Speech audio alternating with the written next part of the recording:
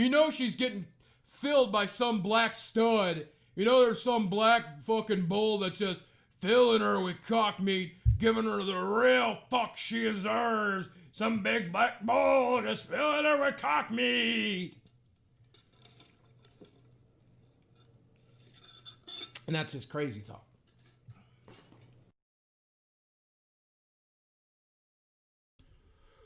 Oh, fuck me. How we all doing this morning? It's Bechtloff in the morning. And Bechtloff ain't happy about it.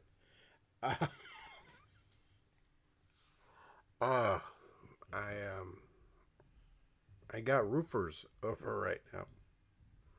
I've been roofs needed work for a very long time. This was supposed to happen in the spring, but because of the coof and the madness surrounding it, it did not. Thank God in heaven, though.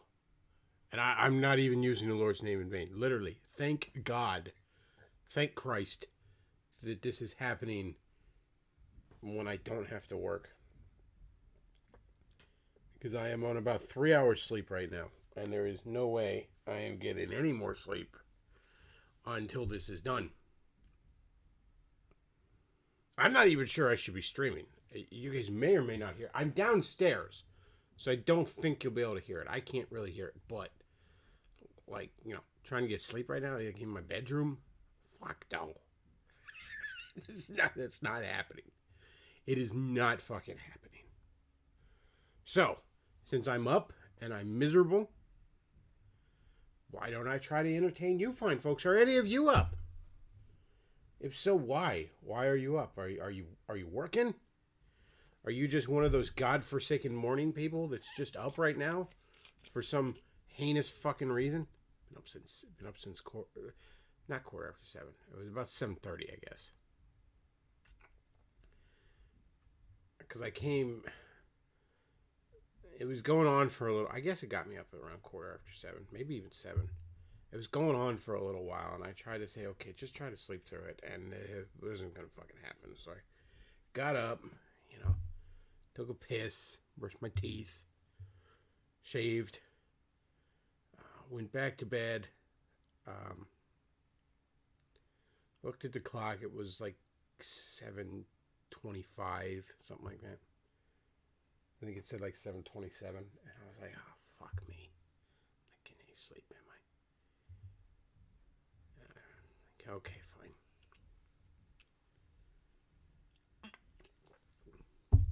So I wandered out to the grocery store, got a little bit of breakfast. Never really hungry when I first get up. I got to be up for like 2 hours or so. But I grabbed a smoothie. And decided, let's come home and entertain you fine folks. With my grumpy, cranky ass. So, I'm told by the gentleman that runs the Davis Arini Sigma account, Supreme Sigma, the Supreme Schmegma, Davis Arini. I'm told by the person that runs that account that the last stream, the one that started off with him in the Plague Doctor mask, is actually chock full of very, very interesting insanity. So let's watch it. Fuck it. Bechtloff in the morning with all your news, traffic, and weather. If I was prepared, I'd have, like, fake fucking traffic reports or something. I don't know. Let's see. Davis Arini, the Supreme Schmegma. Apparently, he's talking about a lot of superhero stuff in his stream.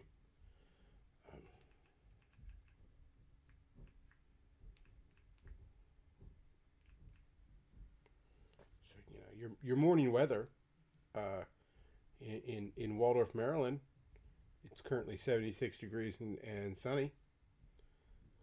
High of 88 today, low of 69. We might do some other little weather reports at random places throughout the day. But in my hometown, Waldorf, Maryland, it's a beautiful 76 degrees right now. I think it's already fucking 80 here, though. Good God. Or maybe I'm just not used to the bright fucking sun. I hate the fucking sun. The sun sucks. The sun sucks. I'm just gonna come out and say it, alright? Yeah, I know it's given us all life and it supports this planet, but what's it done for me lately? Okay, I go outside. It's too fucking bright. It's too fucking warm.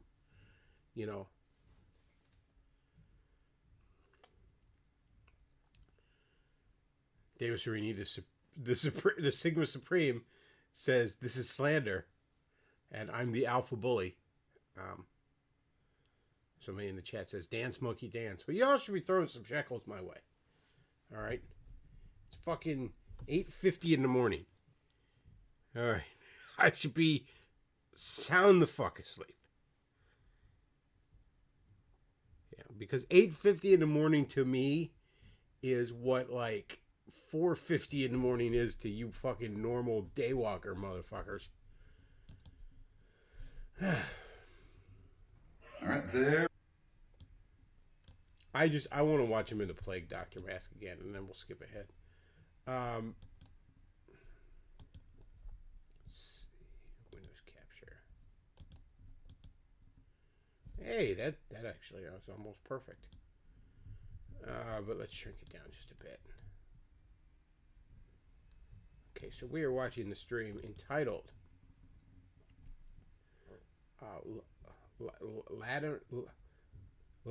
Laudanum is a reliable cure. Twitch stream 2020-06-28. For those of you checking it out on the Davis Arini, the Supreme Sigma channel, which you should all check out, because it's great. It's great stuff. So he says you aren't even human. This is true.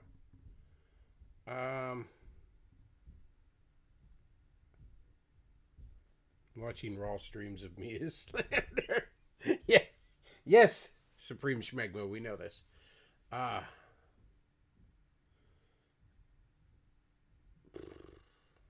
couple people in the chat said they woke up at 3 a.m. with a nightmare. A couple of people. That's interesting.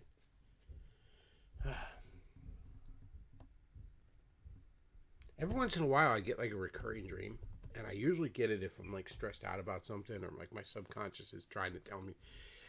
If you get a recurring dream, you should actually... I'm not one of those guys that thinks you should be like keeping a dream journal and decoding shit and all that kind of gay shit. Because most dreams are just nonsense, okay?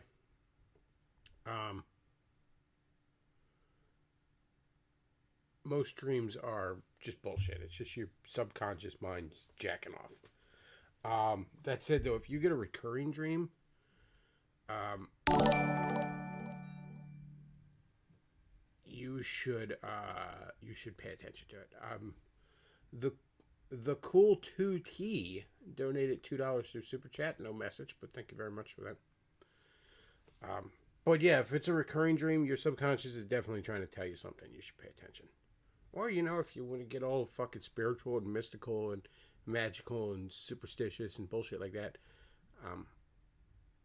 maybe someone else trying to tell you something, you know. I never rule that out. I really don't. I've literally had dreams where I honestly think it was a bit more than my subconscious trying to tell me something. But like I said, you know, recurring dreams, that's something you should pay attention to. Most dreams, though, it's nothing. Like I said, your subconscious is just jacking off. But I always had like a recurring dream. It's usually when my mind is telling me I need to like fucking move on from something. You know what I mean? But it's always some variation of this. You know, the details are always different. And sometimes they change midstream in your fucking dream. But I'm back in school and I'm stressed out about shit. You know, there's assignments I'm not ready for, or I didn't do, and they're just about due, or something like that. And then I just sort of realized, like, wait a second, I'm not in school anymore. I don't need to be here. I don't have to be here. I distinctly remember graduating. I no longer have to be here. I don't, fuck this. And I get up and leave.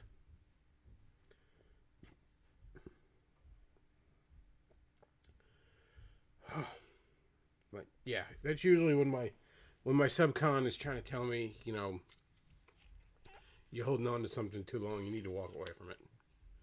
Which is something I tend to do. As evidenced by the fact that I'm still laughing at this fool.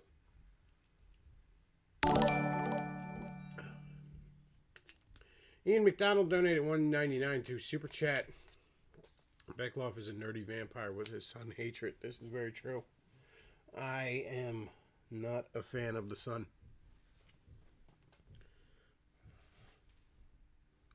Too warm, too bright. Not a fan. I don't really like the super cold. But the idea of like going to the Arctic or the Antarctic and it's like fucking dark 24 hours a day for like a month, that sounds fucking awesome. I mean, the temperature doesn't sound great. But if I could have that, but it was still in like the 70s or even the 60s or 50s, but it's fucking dark for a month, that'd be the tits. All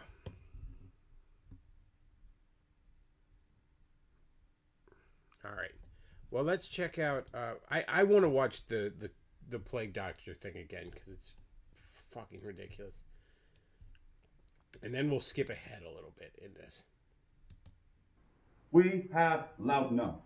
Not only is it absolutely the required substance to have that good fine green liquor, but it is well known that it will prevent the coof. No, I'm not going to wear this thing the whole time. But I just got it in the mail, and I'm tickled pink by it. It's tickled in the pink. I think it's about time for me to go downtown and find some CBC reporters and pop up behind them and start waving my cane and say, "Be afraid, the plague of Justin is here." Once again, it is about time for you to get a job, Davis. How much of mommy's money did that fucking thing cost you? Oh, boy. He still has a mask. This is a previous stream. But yeah, okay, so enlighten us with your big brain there, Davis. When the person croaks, write something down on the chart just to fill in that spot. Yeah. So imagine. We're gonna skip ahead a little. Or rather, the only new thing you learned is what the experts now believe. We don't actually know if the virus has gone out. We don't know anything.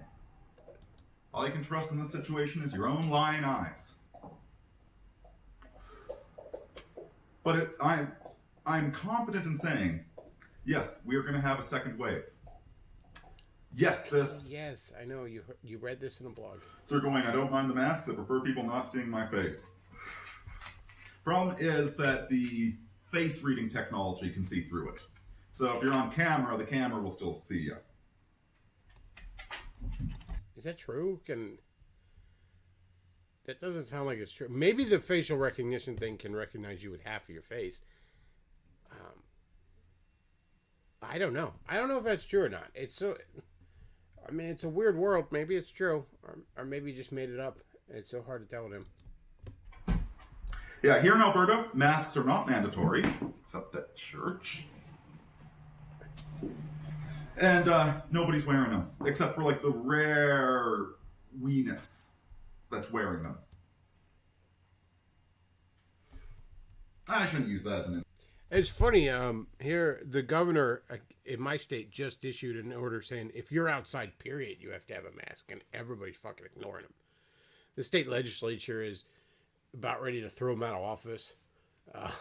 The state police departments and the county police departments have all said we're not enforcing any of his shit, and he's still going on about this shit. Like, again, like he's Saddam Hussein at the trial, saying like, "No, I'm in charge." Like, well, I don't think so, buddy. But yeah, most people around here ignore it. If you go into like some sort of like big chain or store like that, you gotta have the mask on, or they'll give you shit. They have to, like corporate, they have to. But the little like local mom and pop places around here, they don't give a fuck. Like, I just went over to the gas station. Right before I started, and like nobody has a mask in there. Like the person behind the counter is wearing one on their chin, but nobody in that fucking place has a mask. Again, I got roofers outside right now, and technically they're outside. They're supposed to be wearing masks because of this edict by the governor. I'm not fucking man. Yeah, you might know. And so I had a really cool teacher named Weenus. Dwayne Weenus, too. Like, man, you gotta have a real sense of humor when your name is Dwayne Weenus. And that guy was just fantastic. I loved him.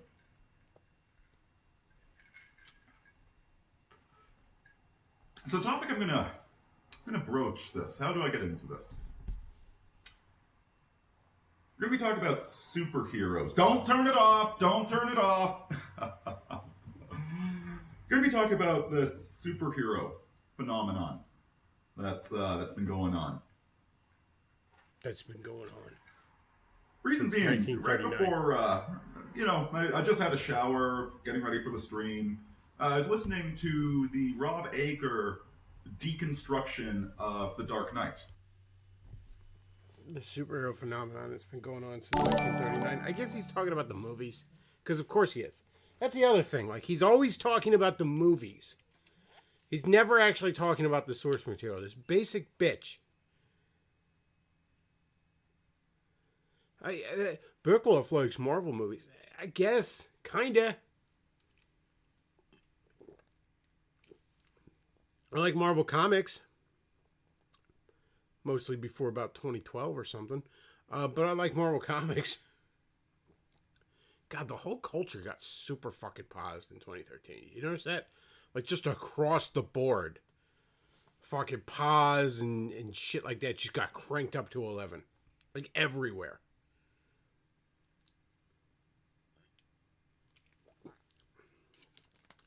And, I read some right-wing blog that broke down The Dark Knight for the 40th billionth fucking time. Jesus. Tap dancing Christ. Why is every spurgy right-winger obsessed with Batman? Just fucking obsessed. I don't like Batman that much. But every one of these fucking neo-reactionary, super trad, fucking Wignet, ethno-state, Catholic monarchy, whatever these fucking spurgs, it's always Batman. Like, look, I like Batman. The Batman animated series from the 90s is, to this day, still the finest superhero cartoon ever made. Quite possibly one of the finest American cartoons, period, ever made. I mean, there's a lot of good superhero cartoons. Avengers, Earth's Mightiest Heroes. All the Bruce Timm stuff. Superman, Justice League, Batman Beyond. The 90s Spider-Man's pretty good. 90s X-Men's pretty good. Spectacular Spider-Man. I'm not a big fan of the art style, but really good cartoon, all in all. I mean, I could go on. Plenty of great superhero cartoons throughout the years. None of them are on the same level as Batman the Animated Series. That's on a level of art. The other ones just aren't. And yeah, most of the Batman movies are pretty good. Actually, I guess really when I look at it, he's I shouldn't even say most. I mean, the Michael Keaton one's really great. The Nolan movies are good, but they're monstrously overrated. I guess it's the Nolan movies. I guess that's why these fucking spurgs go on about it. The pretentious ass fucking Nolan movies.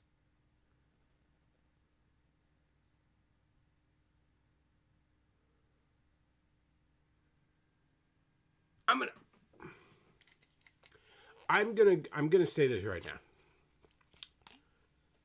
The Christopher Nolan Batman movies are not that fucking good. They're not.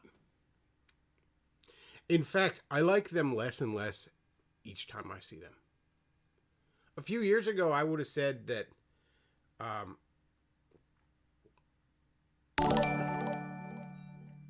Ian McDonald sends $1.99 through Super Chat. They lust over Batman more than they do the Punisher. I find it's more basic bitch conservative types that love the Punisher. Like, you know, the thin blue line types that love the Punisher. But the really, like, pretentious, like, uber philosophical, quote unquote, right wingers are all about Batman.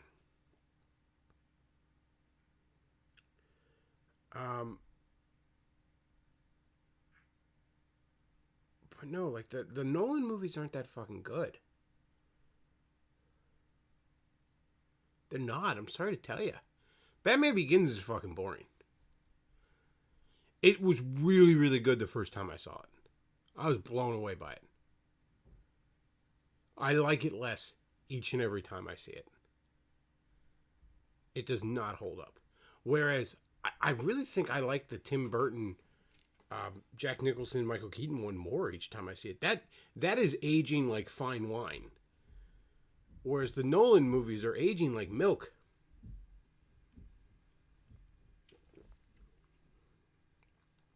Yeah, Batman Begins is fucking boring. Honest to God, if I had to sit down and watch a Batman movie right now, and you were saying, Bechtloff, you can either watch Batman Begins, or you can watch Batman and Robin. I'm going to pick Batman and Robin. Now, know what I'm saying here. I'm not saying that Batman Begins is a worse movie. But Batman Begins is boring. Especially when you've seen it a bunch of times. Batman and Robin is hilariously bad. Fascinatingly bad. Which I'd rather sit down and watch than just kind of boring. Dark Knight. Dark Knight's not very good. Heath Ledger's Joker is amazing. That is absolutely amazing. What the fuck else does that movie have going for it? Not a whole hell of a lot. Two-Face, who is a tremendously interesting character, is insanely underdeveloped and insanely underused in that movie. And the rest of it's just kind of nothing. Like, if you want to sit down and watch a Dark Knight, like, maybe if I'm doing something else, Like if I'm like cleaning or playing Zelda or something else, and I can like, I'll pay attention when Heath Ledger's on scene. Other than that, I'll just have it on as background noise. And then Dark Knight Rises is bad. Is flat out fucking bad. Now Tom Hardy's Bane is much like Heath Ledger's Joker, fucking amazing. Although for all the wrong reasons. But other than that, you got the not Robin. You got the not Catwoman.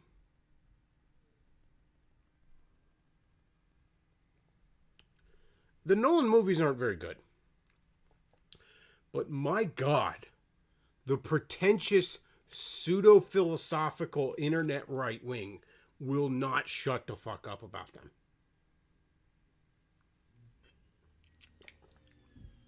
I get it. There's good lines. I know there's background noise. Can't be helped. Why the fuck do you think I'm up?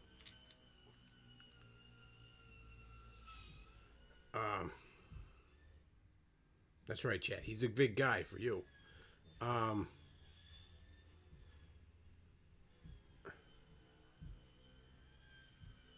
So he says they were good for the time in the post-Schumacher landscape, but keep in mind it was for the time. Yeah, again, when I saw Batman Begins in the theater, 2005, I was blown away. I was like, this is amazing. Like, this movie is fantastic. But like I said, like it less each and every time I see it.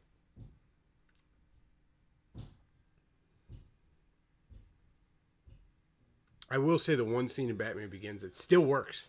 I could still sit down and watch this scene over and over and over again. That scene where, like, he's first, like, criminals first see him as Batman, where he's like, there's like the drug dealers at the docks or something, and he's picking them off one by one, and like he gets like the grappling hook, I guess, around that guy's leg or something, and yanks him up, and he's interrogating him. He's like, "Swear to me," and all that stupid shit. That's legitimately fucking frightening. Like, I want you to imagine that. Like, you're just standing there, and all of a sudden, some unknown force lifts you like 3 stories in the air. And, it's raining, and this one light is your only light source, and it's swinging around, so it's kind of coming in and out. And there's this fucking monster screaming in your fucking face. Like, I'd have shit my pants. I would have just shit my pants if I was that guy. So that, like, stuff like that's really effectively done, but as a whole movie, it doesn't fucking work.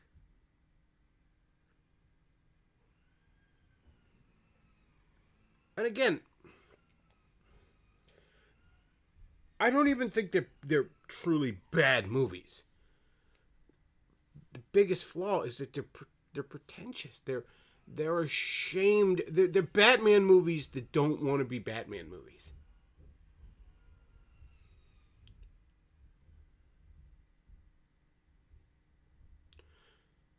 The quote unquote realism in those movies sucks the life out of them. It's not even ultimately fucking realistic. Like, take the third one, for example. We can't even call Anne Hathaway Catwoman. We can't have her in a Catwoman outfit.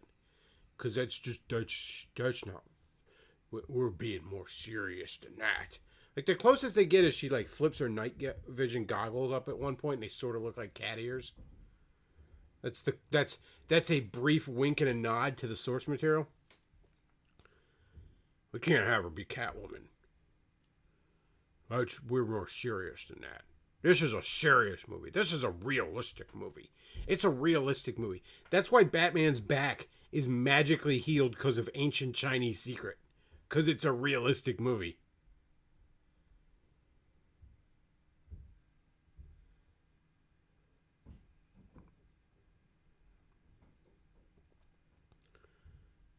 So he says, I like Batman, but the character is overrated. The character is massively overrated. Again, though, the fucking pretentious, pseudo-philosophical right, like fucking, like plague doctor over here, won't shut the fuck up about him.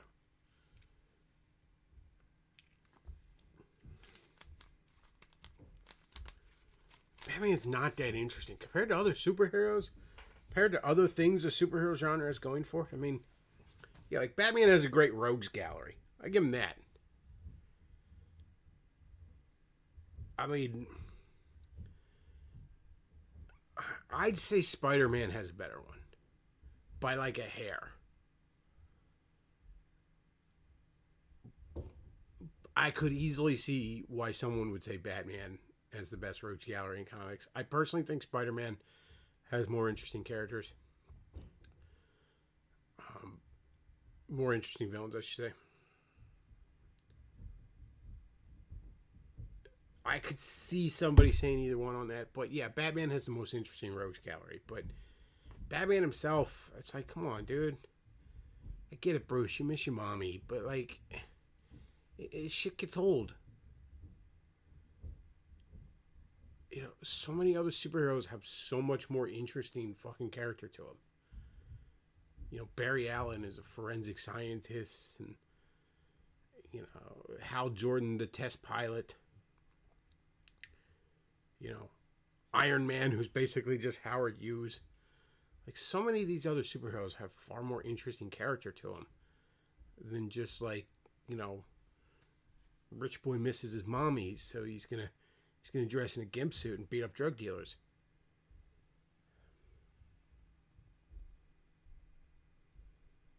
To me, the chat says Spider-Man is objectively better. I've always been more of a Spider-Man fan. I mean, you're preaching to the choir on that. Before One More Day, Spider-Man was my favorite fictional thing.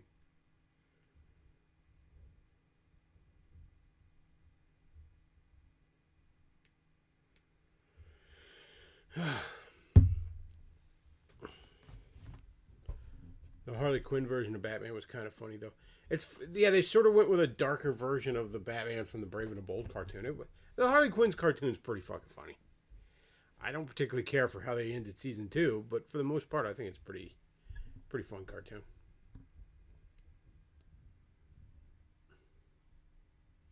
So he says that's one of the Shadow's few flaws. It's hard to maintain a rogues gallery when you sensibly shoot every psycho you meet. Well, I mean, that's always been the Punisher's problem. You know, hard to have a recurring villain. There was a storyline in Spider-Man back in like 97, I remember, where like the Punisher had amnesia because it's comics. It's a very common thing in the Marvel Universe or the DC Universe to get amnesia. The Green Goblin basically tricked him into going after Spider-Man. And as his memory returned, he kind of like was like, I'm going to get that Green Goblin motherfucker. And I remember they asked like one of the writers, like, why didn't you guys ever follow up on that? And, you know, the writer was sort of like, well, I mean, kind of boxed yourselves into a corner there, you know. I mean, that's a confrontation where you basically got to kill one or the other. Like, somebody's got to go.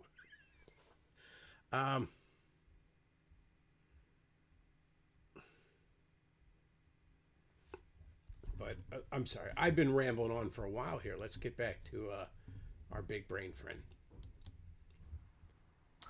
And he did not like the movie. Now, when I liked it the first time I watched it, but then the second time I watched it, I couldn't stop ridiculing the thing.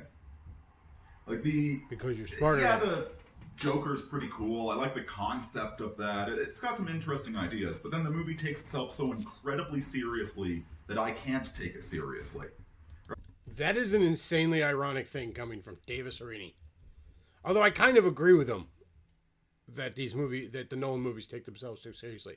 But Davis Arini, of all people, is going to complain that something takes itself too seriously? Is there any fucking syllable that comes out of your mouth, Davis, that isn't projection? Right, when Batman's driving all over Gotham with his weird motorcycle car thing. Like, really? Oh man, there's even like a law channel that did a review of it, calculating like how long they would go to prison for what they did, and Batman goes to prison for like 20 times as long as the Joker, because the sheer number of crimes he commits is just absurd in the movie. Yes, being a vigilante is against the law. It's too ridiculous. The Marvel movies, they're a bit more childish. And so the fact that it's ridiculous is, it's tongue-in-cheek, right? It's like criticizing Big Bird's costume for not being convincing. What are you doing? Whereas if you're watching something more oriented towards adults, you expect more realism. So that's part of it. Realism is the fucking death of art. It's the death of movies. Everybody going towards realism. No, I don't expect more realism. When it comes to the suspension of disbelief, I just want you to meet me halfway, movie. Like, give me your internal logic, your set of rules, and then fucking follow it. That's all the hell I ask for. I don't expect realism, because I'm not a fucking teenager who wants to pick apart movies to prove I'm smarter than it.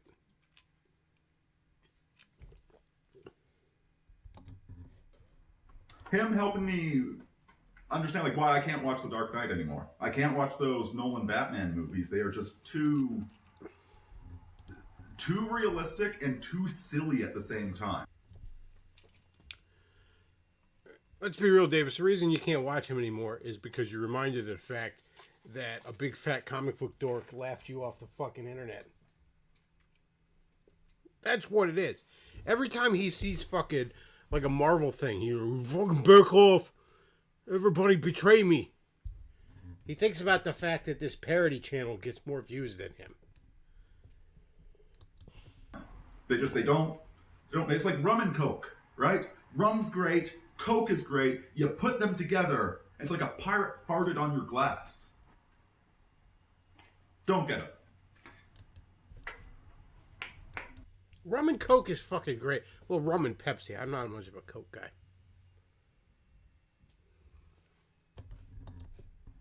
The other reason I'm going to be talking about it is Nostalgia Wound had a really interesting hot take on the recent Joker film.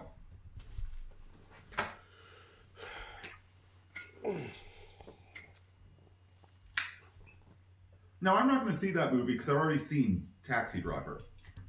So we already know what the movie is. It's Taxi. No, you don't know what the movie is, Davis. It's not just Taxi Driver. That's what everybody who didn't see it says, by the way. You're not going to see the movie, Davis. Probably because you don't have any money to go see the movie. All right? The last bit of your mommy's money you spent on your Plague Doctor mask. But no, it's not just Taxi Driver.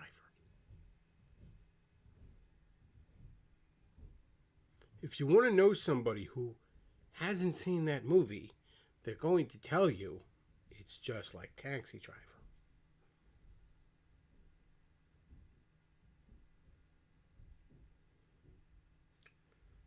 Now, I've made my opinion on Joker clear, and I'll reiterate it right now. It's a fantastic movie.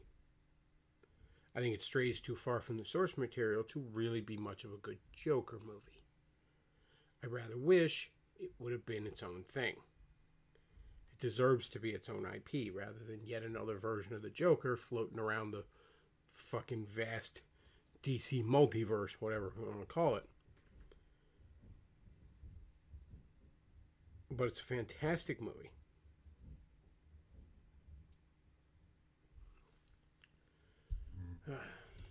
Taxi Driver. But the genius of it, and this is what Nostalgia Wound said, that kind of clicked with me. The genius of it is putting that patina of superhero movie on it. Oh, this is perfect in the chat. Until I'm starring in a Marvel movie, trenchcoat, longsword, and all, they're all too childish. Exactly. This motherfucker who swings around his sword, who buys a fucking stupid wall hanger sword,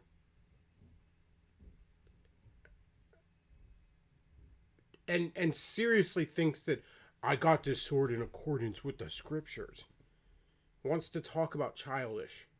Davis, I've never known a more childish person than you. Like, legitimately, I've never known a fucking person roughly around our age, let's say born in the 80s, who is, in this terrible current year, as childish as you. You are, and will likely be until the day you die, 14. Now, physically, you're like fucking 40, but no, you are 14. And you will be 14 until the day you die. You are forever trapped in that. You are forever a 14-year-old desperate to prove how grown up he is. Somebody in the chat, Joker is just Taxi Driver is the single most smooth brain take I've ever heard. Again, you can tell who didn't watch that movie. With Joker is just Taxi Driver. So there are three kind of things that he said that jumped out at me. Was it three? Whatever. He said a few things. I'm gonna tell you what stuck with me after watching his review. The first God, it's so early. is that it's a dark movie. How incredibly naive are you? Oh my God, why would those kids shoot up the school? They were just bullied their entire lives and they came from broken homes. Why would they take it out on everyone with violence? Really? You need to ask this question? Who needs to ask this question? Who are we talking about now? We're just going to create a straw man that's even more of a basic bitch than you, Davis?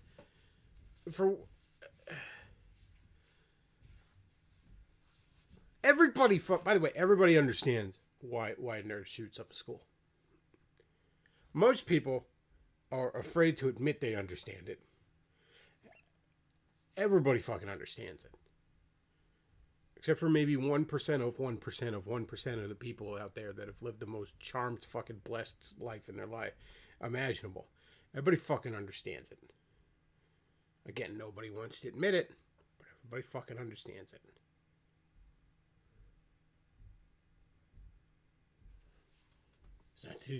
And you're not, again, I'll state the obvious. You're not condoning that when you say that, but you understand it. What was the Chris Rock bit about, OJ killing his wife? His ex-wife, everybody who has an ex-wife understands it. I'm not saying it's okay, but I understand.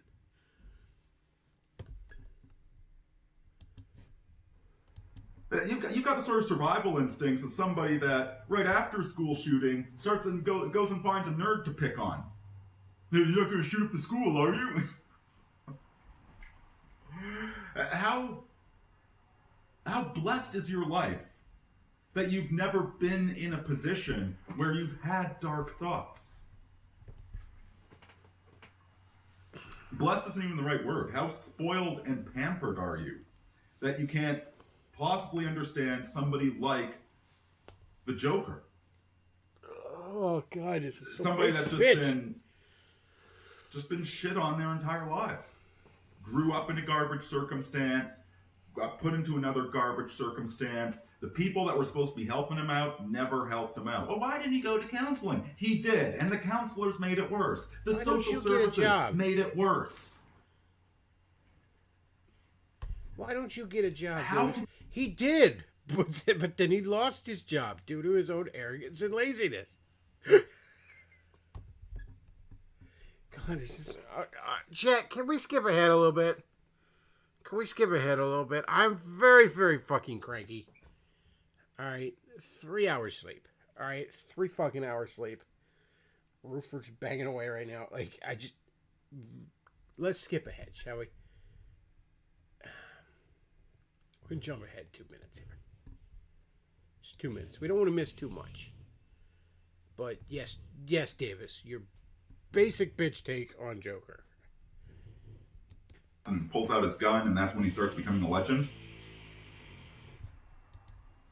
Now, many others have commented that, when you're catching the subway in New York City late at night, it's not white businessmen that you're worried about. And okay, valid point there.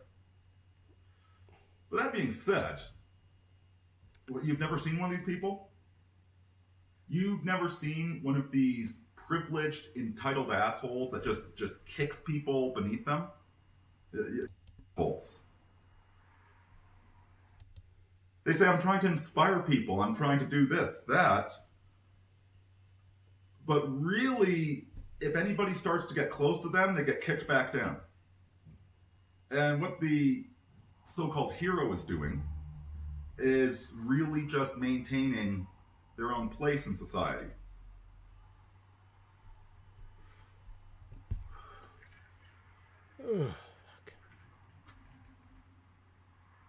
Now, personally, I don't like either side of this divide.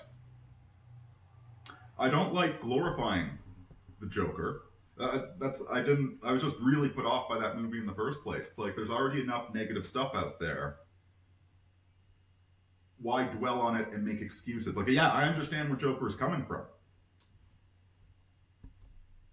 But the glorifying of it, I'm not a fan of that. Again, Davis, if you had seen the movie, you might know. And I stress might because you're a fucking retard. And obvious points go right the fuck over your head. But you might have caught on to the fact Joker's not glorified in that movie. He's really not.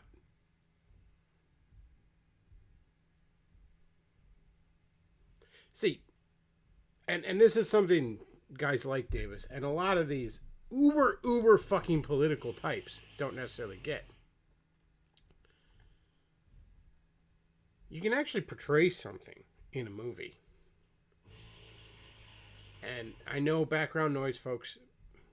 Why do you think I'm up? You can portray something in a movie and not necessarily be glorifying it or condemning it. You can just be portraying it and be trusting the audience to come to their own conclusions. Good art very rarely ever hands you an answer. Usually asks you questions. Propaganda hands you the answer that it wishes you to have. Whereas art will ask you a question, generally speaking. So again, the Joker isn't necessarily condoned or condemned in that film. He's just sort of portrayed.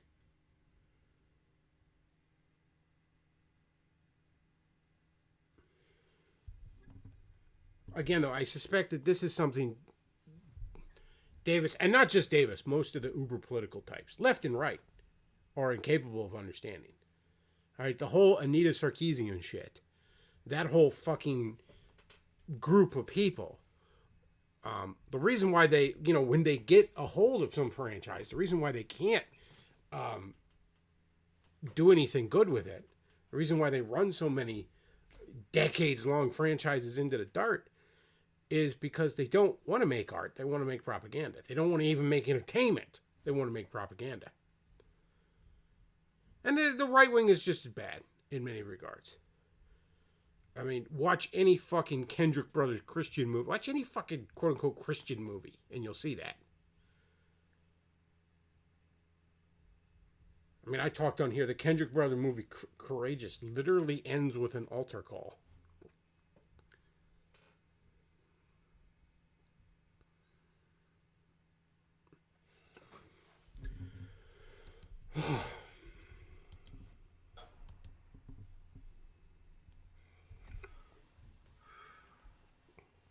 So it seems like a really poisonous narrative to put into your head. Like, it's one thing to look at it from a mature perspective, from a sober perspective, and seeing it for what it is.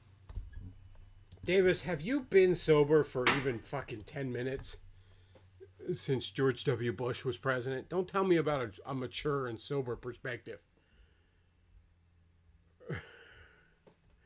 from the man who swings a wall hanger sword around drunk. It's like the whole rap and hip hop genre.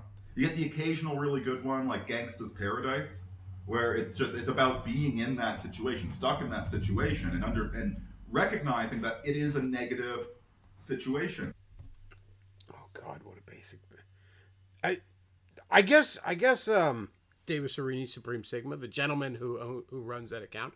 I guess you were right that I should check this out because he's talking about two things I know a considerable amount about that he does not: superhero movies and gangster rap. And the most basic bitch takes on it. It's like Gangster's Paradise.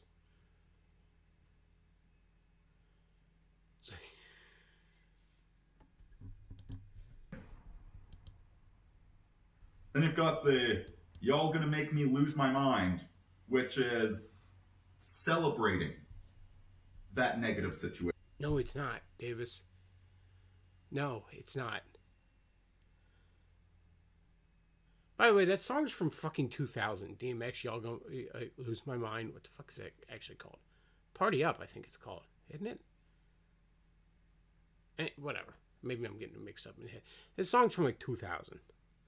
And I love how Davis still, in the year 2020, is like that song from a couple years ago. But no, it's not celebrating it.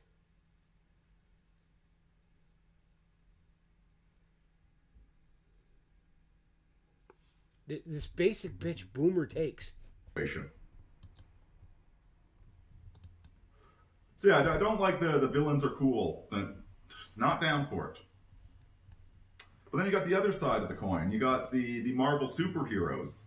I'm not a big fan of that either. Like, who are these half-dozen dipshits? They're flying around and saving the world. Her superpower is she has 9mm pistols, 2 of them.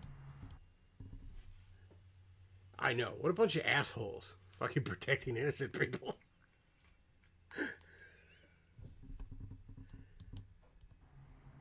Can you believe these superhero movies where superheroes have superpowers?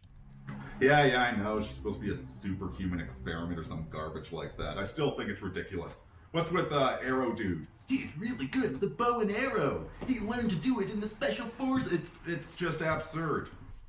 That's not what battle is like. That's not what combat is like. Oh, you would know, would you? Like even on an individual fisticuff. You would know, would you? Davis Arini, the Canadian Special Forces over here. Fucking Davis Arini, fucking Weapon X over here, knows all about goddamn combat. Davis, the only action you ever saw in the military was in your fucking barracks. All right, let's be real.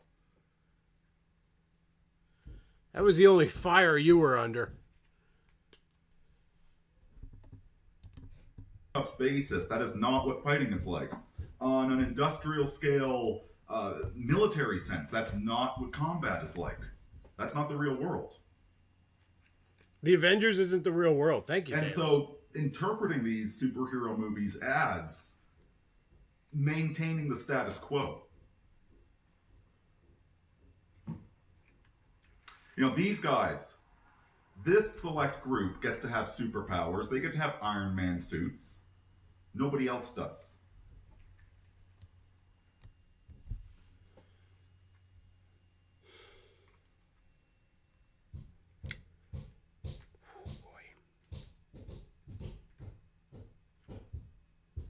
God, that background noise is pissing me off.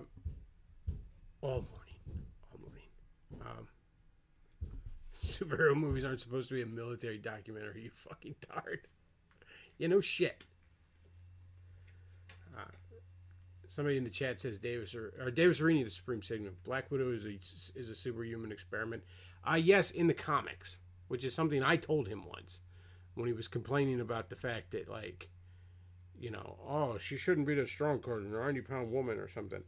And I said, well, I mean, in the comics, she's, you know, I don't know if they never really got into this in the movie, but in the comics, they actually gave her a sort of a bootleg version. Like, the Soviet government was trying to come up with, like, its own version of Captain America serum. And they sort of gave her a shitty bootleg version. And it did make her a little bit stronger and more agile than a normal person. It slowed her aging down, which is an in-universe explanation as to why this fucking woman in her 20s is an ex-KGB agent. So he says, what about his whole support for aristocracy that he keeps whining about? Exactly, but it's now he's suddenly a man of the people. Here's what it is.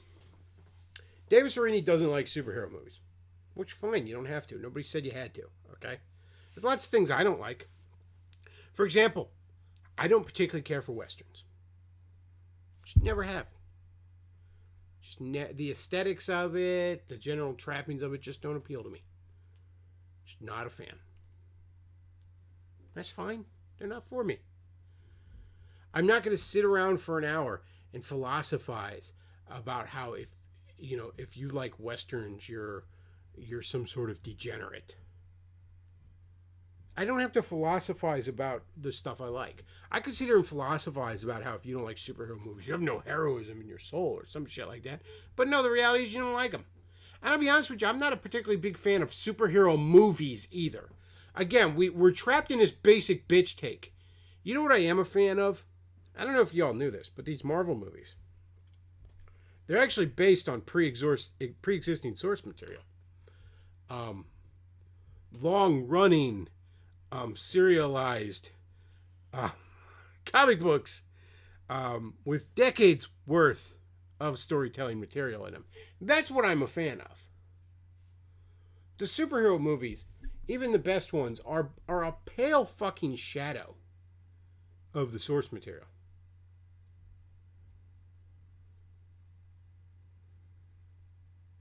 They always have been. Now, I like them. They're entertaining enough flicks. I like the fact that people who are never going to be inclined to pick up a comic book can at least get a taste of why these characters are cool. You know, I like that. But no, I'm not actually a big fan of superhero movies.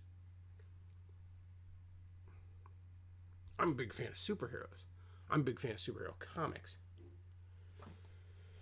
Aren't superheroes an aristocracy, like literally a warrior class? Exactly. This guy goes on about the warrior class all the time. And he can't understand a parable for the warrior class. He can't understand a parable for a group of people who, through either choice or accident of destiny or birth, it's their job to stand in the gap and protect innocent people. Yes, they only maintain the status quo. They don't take over the world. I know that's what Davis would do if he had superpowers, but that's because you're actually more of a villain. See, the villains are the ones that want to change the status quo. And it's not, and that's not because the status quo is good. It's because they want to take over the world. Okay. See, the people who, what's that quote? The urge to save humanity is often the urge to rule it. See, the superheroes are the ones that understand that and resist the urge to rule it. The villains are the ones who think they should rule.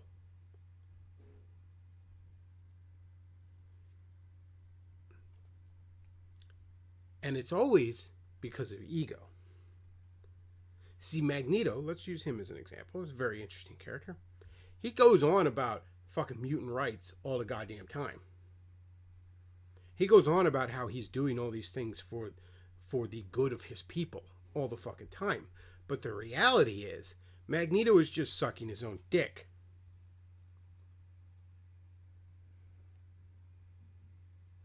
And indeed, Magneto's actions usually make things fucking worse for his people. Because ultimately, he doesn't give a shit about his people. Hell, in the comics, he didn't even give a shit about his own fucking children. He just wanted to suck his own dick.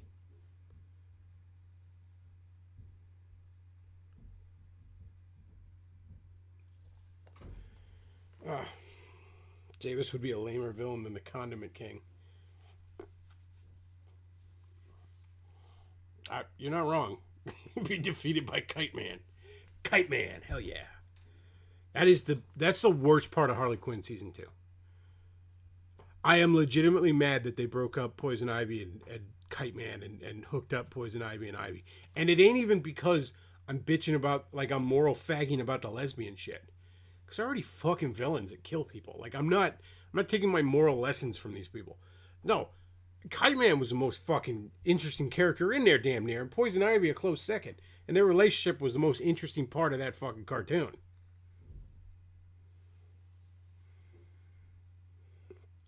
So he says if he's a supervillain, he'd have to find some sort of stupid mask. Oh, yeah, exactly.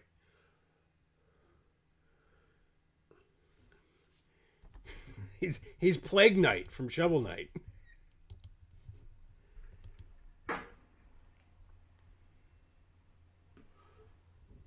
Seems this really odd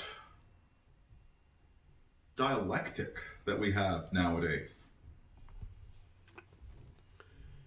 God, you're so pretentious. You know, not to go all feminist on you. Davis, you're not smart. You're not. Not to go all feminist on. Where are we going with this? But what was that movie? The one you didn't Dr. Horrible's sing-along blog? Dr. Horrible. Distributors covered it. You know what? I didn't even know about that film, but I would have loved it back in the day. I don't know what this is. I'm sorry to tell you. It's just Phantom of the Opera. It's the same story. Like how Joker is Taxi Driver? Is that? The essence of it is that Dr. Horrible is the evil, like he's the protagonist, but he's an evil scientist. And you have, I don't know what his name, Mr. Awesome or Mr. Wonderful is the antagonist, like the alpha male superhero, the Superman. And you've got Penny, the next door girl that they're both fighting for her affections. And it's got a wonderfully tragic ending from what I hear. Where I don't know anything about this. Basically, Dr. Horrible, in defeating Alpha Male, right, being the geek that defeats the Alpha Male, winds up accidentally killing Penny in the process. So, Dr. Horrible got everything he ever wanted, and all it cost him was a penny. Oh, that hurts. I don't know anything about this film, although I suspect Davis doesn't either. So, but still, it's that dysfunctional relationship right there, where the alpha male, the Superman, Tony Stark. What did Tony Stark do to earn his position? Why does Tony Stark get an Iron Man suit and nobody else does? Because Tony Stark created an Iron Man suit. With his own genius. That's why he gets it. See, in the West primarily, we've long had this idea of intellectual property. It's why we patent inventions and copyright ideas. So Tony Stark gets an Iron Man suit. Because Tony Stark is the reason an Iron Man suit fucking exists.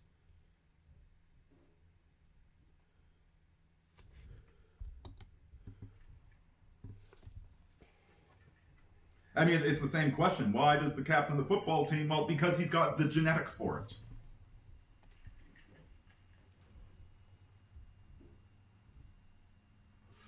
And rather than showing noblesse oblige, he abuses it. Right, Matt? What's that? Matt? Does he? I mean, don't get me wrong. Tony Stark's a flawed character, and he does act like an asshole sometimes. But primarily, what he does with it, I mean, initially he escapes terrorists that are torturing and will eventually kill him. But then he actually decides he's going to make amends for past misbehavior. And he's going to use his gifts to make the world a better place. How is that not an inspiring... how is that not a positive fucking tale? There's a reason Iron Man is most people's favorites. And it's because everyone loves a redemption arc. I mean, Captain America is a close second. A lot of people love Captain America because it's the mom and apple pie stuff. It's basically, philosophically, it's Marvel Superman.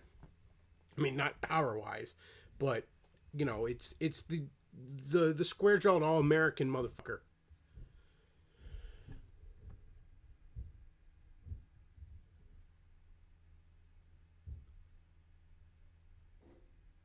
Like, even the times you can point to Iron Man, quote-unquote, abusing things. Like, you could say in, like, Captain America Civil War, he's fallen on the wrong side of things.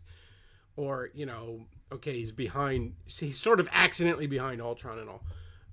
But this is all him stumbling while trying to do the right thing. You know. This is all him trying to make the hard decision and maybe not making the right one. But motherfucker's heart's always in the right place.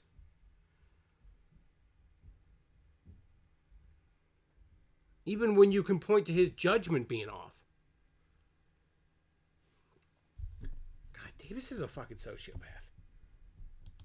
Mastermind, that cartoon movie for kids, same thing. Where the Megamind. superhero is a total douchebag. And so you sympathize with the villain, but the villain's not a good guy either. The Oh, jeez. Yes, the parody of superhero movies. The superhero's a douchebag. Yes, thank you. villain is a product of his circumstances that he can't overcome. You know, the movie that is literally trying to invert the mythos of the superhero genre is the one you point to as the archetypical superhero genre. It's like trying to point to Shrek as being the quintessential fairy tale. No, it's the anti-fairy tale. And this dialectic between, I don't know if it like alpha and gamma, if you want to call it that. I don't know. Does not seem like a dialectic that belongs in a healthy civilization, does it?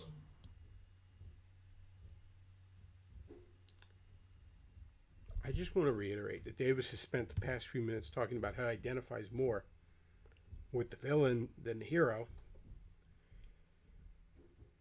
And now he's just stated that the hero is the alpha and the villain is the gamma.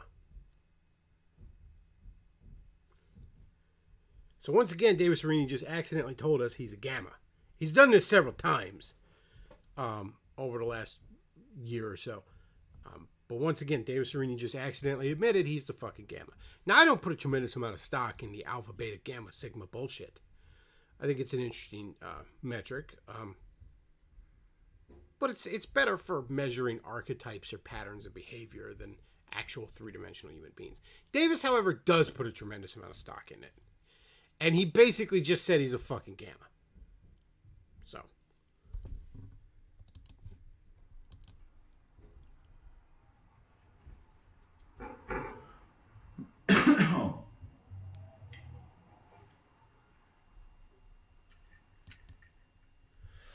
And at the end of the day,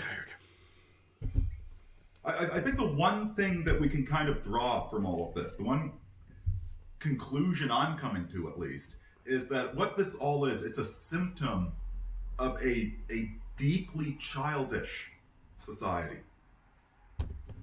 Right? Because it's the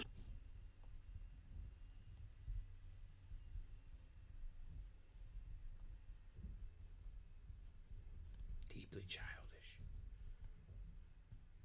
Said the 14-year-old, desperate to look grown up with his fucking apple juice over here. Deeply childish. child that blames everything on circumstance, that doesn't take authorship of their own life. Boy. Like how everyone else is to blame, Davis?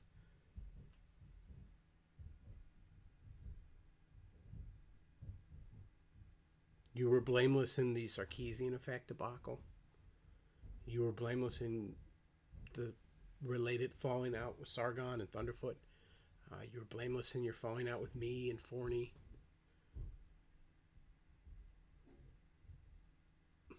Blameless with your falling out with Argent. Blameless in your interactions with Easy Peasy and Porcelain. Blameless in the fact that you can't hold down a job. It's all circumstances. Thrust that upon you, correct?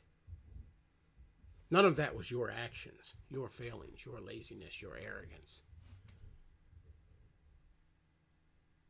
That was circumstances. Am I correct in that, Davis? Am I correct in that assumption? I'm just wondering. That was all circumstances, correct? None of that was you. Right? Am I right there?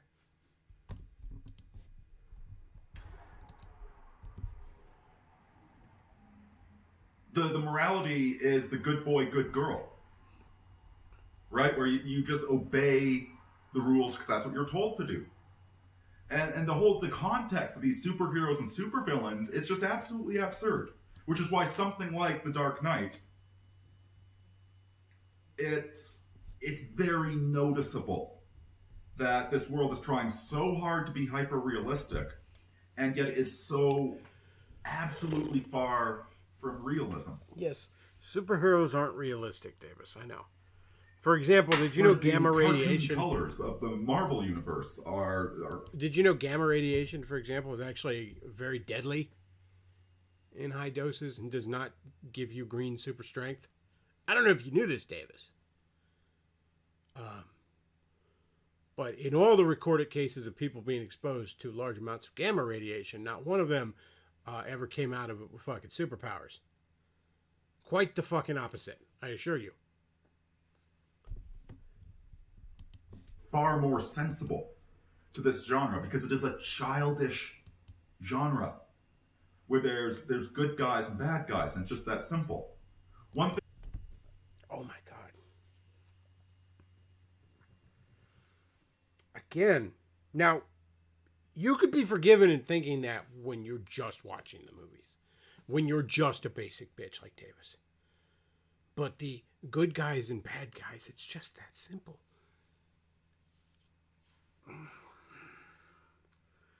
The amount of gray areas in the fucking superhero genre. In fact, didn't you just spend all this time talking about how the villains are too sympathetic? But now it's the good guy, it's good guys and bad guys, and it's just that simple.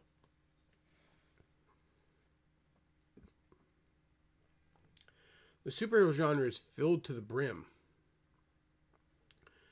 with likable, sympathetic bad guys, unlikable douche superheroes, as well as upstanding moral superheroes, and completely irredeemable shitbag bad guys. It's filled to the brim with times where the good guys have to wonder if they're crossing a line. And sometimes they do cross a line and it bites them in the ass. I'll give you one example. Virtually every time I've ever seen in a superhero genre, a story where a hero decides to somehow mess with a villain's mind to make them not a villain anymore. Like, okay, we'll with telepathy or psychic or whatever bullshit, we'll basically psychically lobotomize this person, and that'll make them not a threat anymore. Every time that happens in a superhero comic that I'm ever aware of, it's shown as absolutely crossing the line and comes back karmically to bite them in the ass. One of the main subplots, or the main plot, I should say, in Identity Crisis over at DC, was that in the past, they had psychically lobotomized Dr. Light after he raped some superhero's fucking wife. And that's shown to have been an absolute crossing of the line that karmically bites everyone in the ass. The original Squadron Supreme storyline over at Marvel back in the 80s, which is a fantastic read if you haven't read it, in which the Justice League stand-ins, the Squadron Supreme, decide to take over their world. Oh, they're not just fighting for the status quo anymore, are they? They take over their world. And it's shown that they've crossed the line. And one of the things they do is they take their worst enemies and they use this fucking bullshit machine to psychically lobotomize them. That's another thing that bites them in the ass. Storyline at Marvel in the 90s called X-Men. Not called X-Men, called Onslaught. This storyline is the result of one day Professor X decides, you know what I'm going to do? We got Magneto captured. I'm going to go into his fucking brain and I'm going to take out all his fucking personal demons. I'm going to yank him right the fuck out of there and Magneto's not going to be an asshole anymore. So Professor X does that.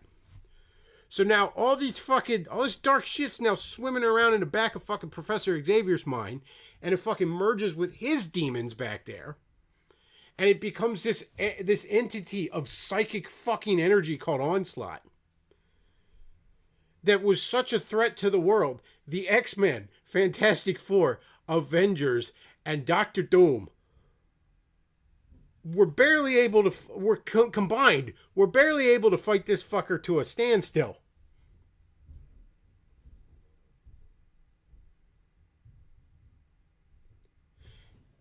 That's just an example of one time where superheroes morally cross the line, and every time it's been portrayed, karmically bites them in the ass. Superheroes are very much about the black and white. And they're very much about the gray.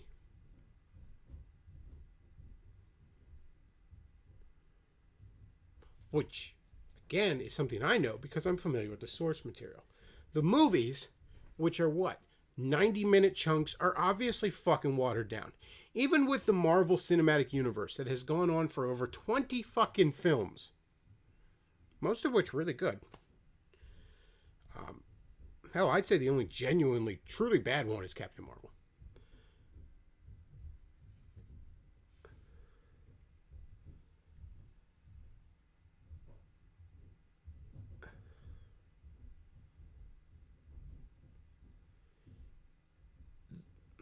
Sorry, I something outside distracted me. I lost my train of thought there.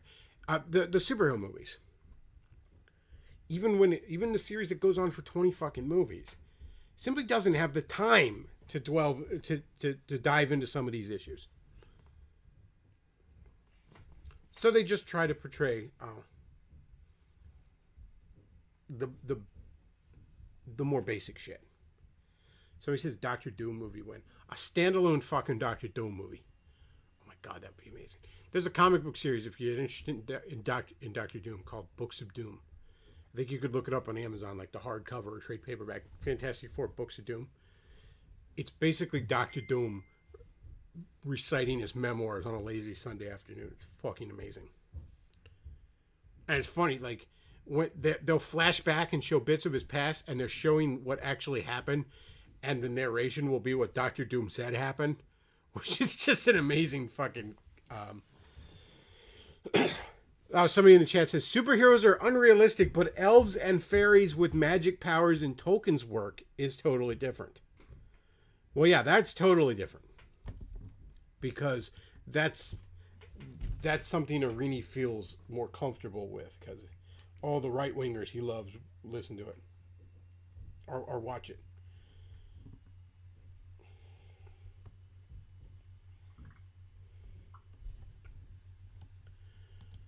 Rob Ager said that he strongly objects to with The Dark Knight is at the very end where Batman says, don't let the people know that Harvey Dent turned evil. They need to worship him as a hero. As opposed to the understanding that people are complex, that we've got very divergent elements in us, that like 99.9% of humanity is the same, right? One human is pretty much exactly the same as another human. It's just that 0.1% where the difference is. Oh, man. And that 0.1%, that's the difference between a hero and a villain, and we all have that within us. So wouldn't people of Gotham be better served by understanding that Harvey was a good man who the loss of his love pushed him over the edge? These far-right people, too, love to go on about the useful lie and shit like that, too. They love that shit. The amount of times I've argued with these trad Catholics, and they've basically... I've had some of them that sort of kind of admit it. That it's bullshit, but it keeps people in line.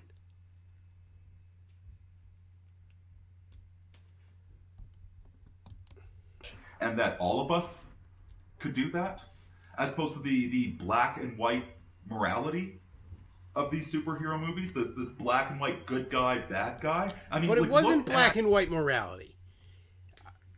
It was portraying very gray morality. One of those gray things being that maybe it's better to lie to people if they need to hear that lie, which isn't a position I take. But again, it's a gray area compromise the heroes are doing. The movie itself isn't saying that Harvey Dent is purely evil. It's saying maybe the people, maybe it's easier for the people to believe that. God, these basic bitch takes, and I really don't like endlessly dissecting the movies. The movies aren't that fucking interesting. The source material is fucking interesting. But again, it's basic bitch shit. No, we're gonna endlessly recycle the fuck. We're gonna endlessly dissect the fucking movies. Look at the viciousness of the personality wars all over the internet these days. Like, it's the black and white, hero and villain, with none of that empathy, none of the understanding that people are complex. That even if you take a... Didn't you literally crowdfund a movie to call some lady a cunt? I mean,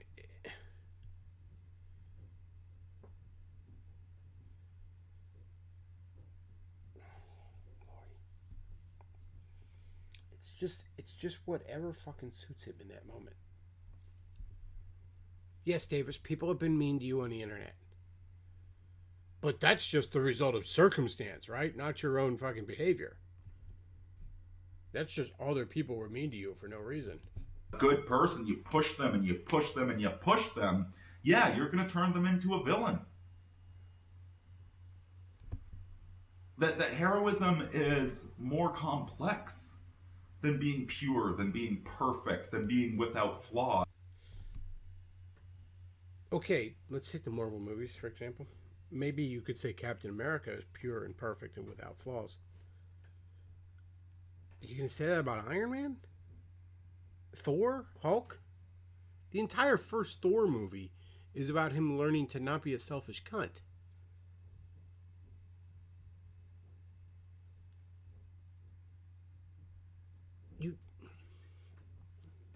You don't even understand the movies, let alone the source material. The movies aren't about pure, perfect people. We were just talking about Batman's moral compromise at the end of Dark Knight Rises, or Dark Knight. And yes, as someone in the chat pointed out, Dark Knight Rises is all about how that bites him in the ass.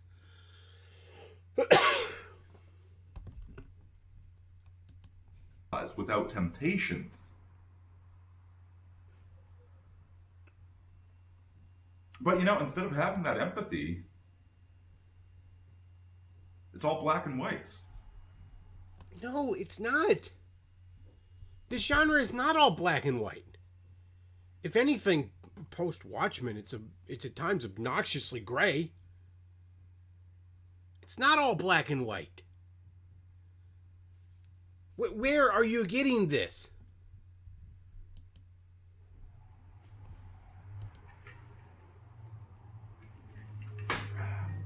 Let's check up on these comments. Oh, Lordy. Fucking tired. Oh, 3 fucking hours sleep. Oh, fuck me. Owen Snow, glad to have you here. You missed my fantastic Plague Doctor outfit. I really rock it. Yes, it's fantastic. His mommy bought him a Plague Doctor mask online. It sure sounds like you watched the movie. That's the thing, man. No. Once you've seen enough movies, you don't actually need to see the movie to see the movie. That's Oh, you arrogant fuck. No, it doesn't sound like he watched the movies. It sounds like he watched the trailer and read a blog post by somebody complaining about it. and that's probably part of the reason I dislike the Marvel movies so much, because they just don't leave an impression on me. I've seen them already, so I don't actually. I walk out of the theater, like I go to the theater, but I walk away from Yes, you don't go to the theater because you don't have any money. the movie, and I don't remember anything because there was nothing worth remembering. Well, that's probably because of your alcohol damaged brain, Davis.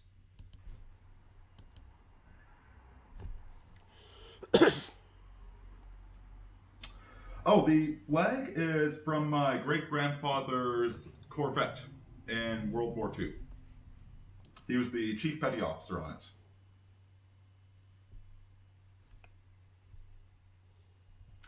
Yeah, the first Iron Man did have a little bit of a libertarian streak to it. The second one had a little bit of gun control. No, it didn't. The second one is probably the one you're thinking of with the libertarian streak. The third one, you could argue, maybe had that streak in it. But again, you're so fucking wet brain, you don't remember shit. And there was, what was it? Was it Winter Soldier? Captain America Winter Soldier had some stuff about the deep state, surveillance state. But after that, it just turned into pablum after that, from what I could tell. From what you can tell. Key phrase there. From what you could tell by watching the trailers? So what's a good hero you've seen in literature or movies that's realistic?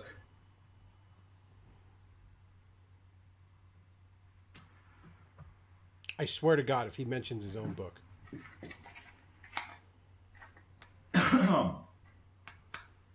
Deep in thought. Modern times? I don't know. I mean, like, it seems to be there's two fish. Yeah, I'm stealing this from Distributist. I've used it before, but there's the two young fish swimming along. And then an old fish comes up to them and says, "Hey guys, how's the water today?" And the young fish just kind of look at each other and say, "What the fuck is water?"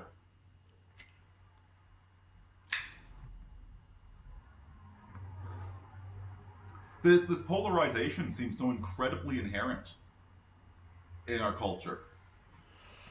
Oh, fuck. You're getting boring again, Davis. Everybody feels like the Joker, like Dr. Horrible, like Megamind. Everybody. The left, they're convinced that they are all just being crushed on. And the right is the exact same thing. And at the same time, these people on the left, on the right, are so eager. Once they get into the position of alpha male, of Superman, are just immediately they look for somebody to bully, to step on, to ridicule, to put down. We act like you're either the Joker or Batman, when it's like, no, we are both.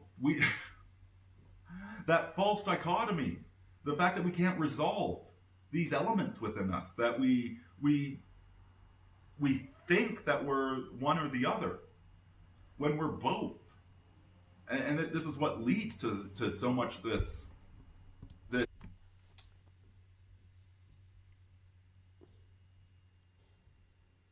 I swear to God, this is almost exactly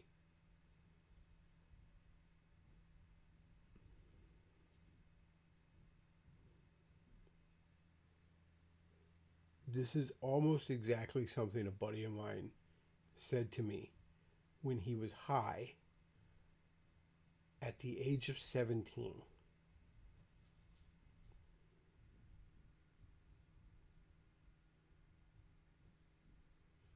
That's what this sounds like. This deep philosophizing here. I'll reiterate the point. This man is perpetually 14. This viciousness to the... It's like he just read Watchmen for the first time as a sophomore in high school. Like, I mean, it's a fight that just keeps fueling itself, isn't it?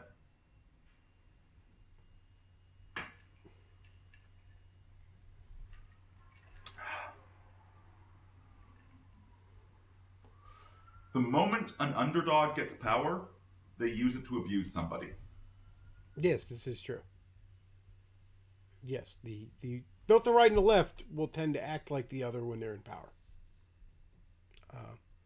When the right usually acts a little bit better, especially these days. But yes, suddenly, ideas like free speech or fairness, they go out the window when one side's in power. Thank you for this very amazing take that most of us realized when we were like fucking a teenager.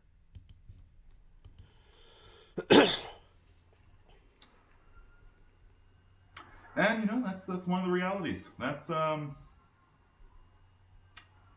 the water we're swimming in right now. So deep. I think this is why I like to talk about heroism so much. I mean real heroism. I'll give you some good heroism. King David from the Bible. Go read up on that flawed man. This might be the first time a trad Catholic's ever told you to read the Bible. So, I mean, mark this on your calendar. Or his son Solomon, the wisest man that ever lived. And he tripped and smacked his face on the ground because of pussy. Those are the heroes of the Bible, and they're a little bit more realistic. Read up on Cuchulainn. Read up on the Norse mythology. The Norse mythology. I just want to point out once again, the Norse mythology, and to a lesser extent the Greek mythology, but especially the Norse mythology, is full of absolute scumbags doing shitty things. Yes, read up on the Norse mythology. Didn't like fucking Odin skull fuck some... Didn't Odin like create a child by skull fucking a dead dude or something? Didn't Zeus constantly turn into swans? Like, didn't Hercules kill it? Like, there's flawed heroes, and then there's just shitbags. But see, it's more pretentious to say go read the original mythology. Which, again, Davis hasn't read. He's read Wikipedia articles about it. Read up on Heracles. Good old King Heracles. That guy made an ass of himself a number of times. That's a little bit closer to reality than this black and white heroism and villainy that we have today. Again, though, it's not black and white.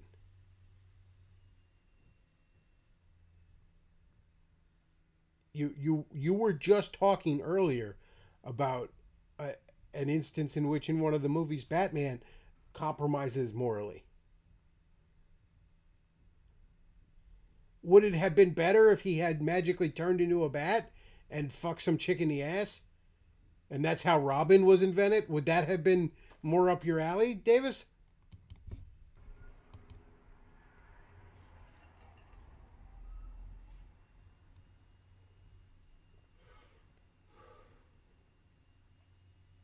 That's the water we're swimming in. That's where we are. That's what we've got surrounding us. And at the same time, 2020's been pretty interesting. Because 2020's been wild, guys. Thank you, Facebook meme. God, these basic bitch takes. The left and the right keep coming close to each other, and then boom, they hate each other again. Start off with the Corona-chan. Maybe we should put on the plague doctor mask to talk about Corona-chan. Started off with the coronavirus. We're all in it together. Like we are. I mean, it turns out the virus is a joke, but...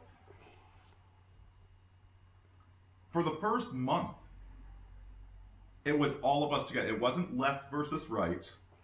It was just, virus is coming, what do we do? And then, boom, mid-February, it becomes left versus right. And it's still left.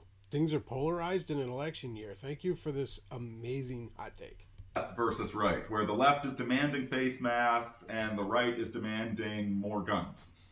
Like, even the treatment for the disease. I mean, go on Twitter and, oh, what is it? Yeah, I retweeted the guy, but like if you post certain keywords in your tweet, Twitter will have more information about COVID because, you know, they're now the arbiters of truth. There's a left-wing science on COVID and a right-wing science on COVID. It's insane. Something like this should not be politicized, but it is. Well, we don't live in should-land. Then, as soon as we opened up, Floyd pops up. And initially, left and right were in complete agreement about this. Yes, the police they've been getting more and more militarized as time goes on. And that's not a left or right issue. It's not like one side wanted more militarization, the other didn't. It's just No. I'm not going to let the right off the hook on this one that easily. No, the right did want more militarization of the police. The right is the enabler in that. They very much are. They're the ones that, your police are heroes. Finally got them snapping out of that with all the lockdown abuses, and then you know, didn't do start burning down cities, and they're back to their Blue Lives Matter bootlegging. Almost like that was by design. But no. The police militarization is very much something most people on the right have no real problem with. It's the sign of the times, the way things have been going. You can't stop the tide. But both of us, the left and the right, are very, very sick of the militarization of police. The right's getting there, but... And that lasted about a week before it became a left-right issue. Oh, fuck, sorry, I'm so tired. This motherfucker is boring. Now, the latest one. I don't know if you guys heard about this.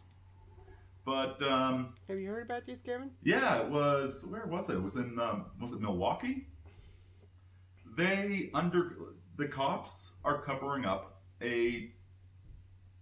Actually, I better leave it at that. I better not say anything more. I'll get kicked off of Twitch. It's, Jeez, man. You know, I think after the stream I might order myself a pizza. I'll leave it at that.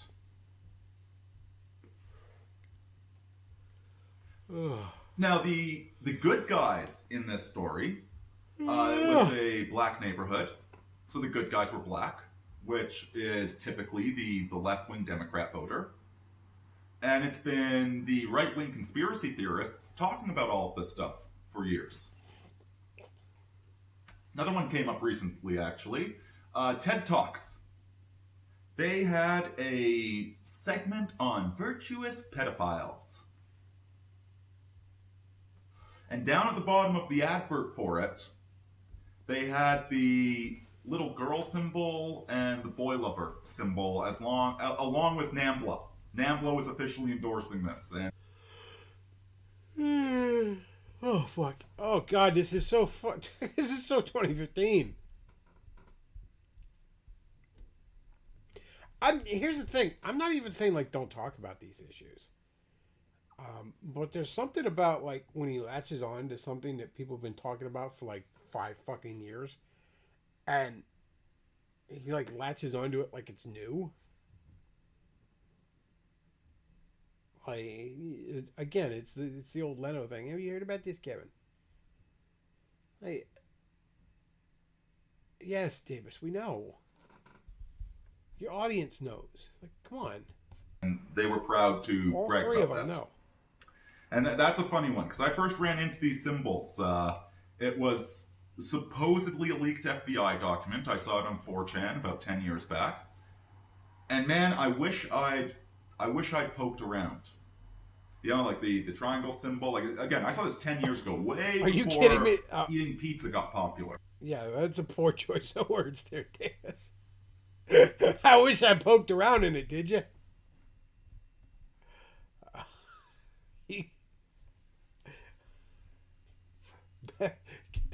That's a poor choice of words on the subject.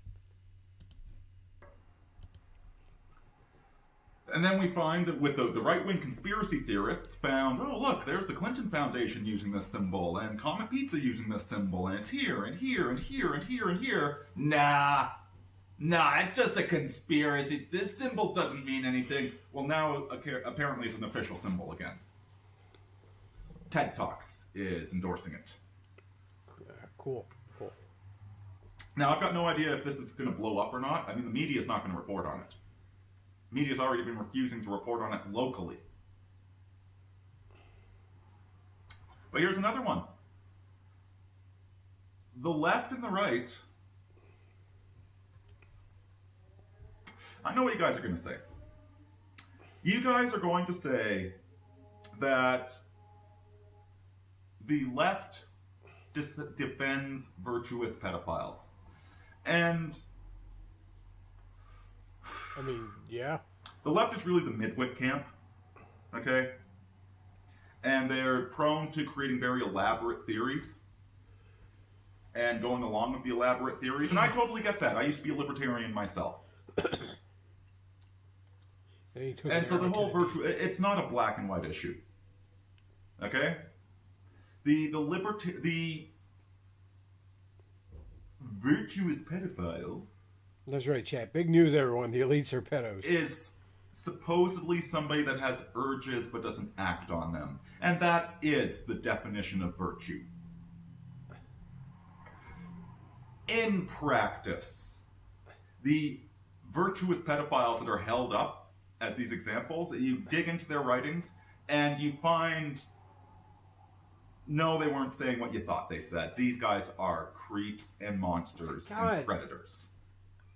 And have you heard of Jesus? Where you give an inch, you know, the camel gets its nose in the tent. You don't give them an inch. Spice Weasel says, I'm bored too, have some money. So to say that the left supports it is to misconstrue what's actually going on. What the left says, what your average liberal person is going to... Oh my God, yes, Davis, we fucking... God, we all talked about this like 5 fucking years ago.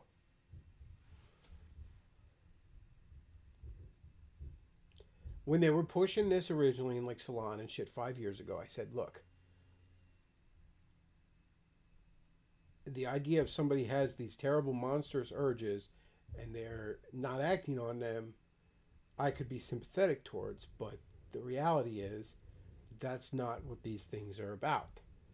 This is about trying to normalize these urges. This is so that they're playing games. Okay? On one level, I am sort of sympathetic towards those people because I do think they are genuinely sick in the head. I genuinely think they can't help it. It's like a rabid dog. Let me put it that way. I view them like a rabid dog. If there was a dog stumbling around this neighborhood right now, full on fucking rabies, I would go out and shoot it. And I would do that with a tear in my eye, saying, poor doggo. But it would have to be put down. It would have to be dealt with. You can't just let it be out there spreading its sickness. In a very real way, that's how I look at pedophiles. There is a part of me that's somewhat sympathetic towards them. A lot of evidence suggests that they end up that way because they themselves were molested. It's almost like a real-life vampire in that way. They got bit, and now they're a monster. But they are a monster now. And society has to deal with them. But, you know, I can hold two thoughts in my head. I can kind of feel bad for them in that regard. They can't help it. doesn't mean they shouldn't be locked up for the rest of their days, if not put down like a rabid animal. Legally, of course. But, like I said, when the left was pushing that shit, that's not what they were about.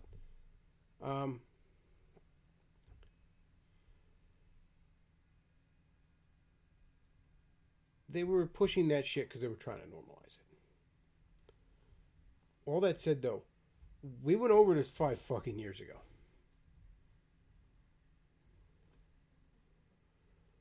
This guy's acting like he just now discovered it. Like he's just now figured this out. I'm going to say is that sexuality is really complex, and that's true. And that it's not like it's a switch that flicks on at the age of consent, which is also true. But, you know, it's like Vatican II. They're not wrong, but it's used to induct a lot of heresy into the church. Of course, Vatican II isn't wrong, because the Catholic Church is never wrong.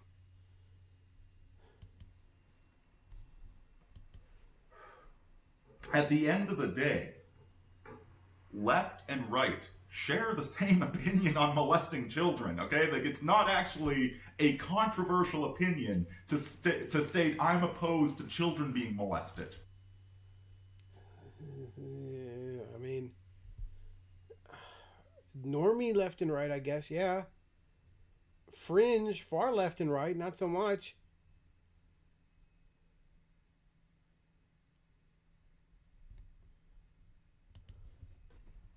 That's not controversial. But what happens is that the debate becomes polarized into a left-right debate. And so that's the latest one that we're seeing. Somebody out of the chat says it's like a zombie movie. If you knew you're going to become a danger to others, the morally correct move is take yourself out of the equation. Honestly, let's say there's a quote-unquote virtuous pedophile out there. And we're going to use that definition of they have pedophilic urges, but they don't act on them.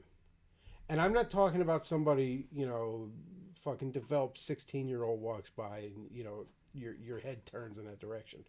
I'm talking about somebody who has the urge to fuck a 6-year-old. I'm going to kind of agree with this comment. I think the virtuous thing to do there would be, I don't know, maybe take a skydiving lesson and don't pull the cord. You know.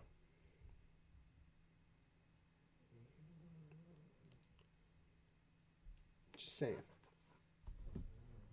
But see, again, most of these people, they want you to accept them. It's not about what they say it's about. Once again, though, we had this conversation on this channel 5 years ago. Okay, a lot of people had this conversation 5 fucking years ago, and it's not that it's not a conversation worth having again. It's just that you notice as we're having it right now, we're not going to act like we just fucking discovered these ideas.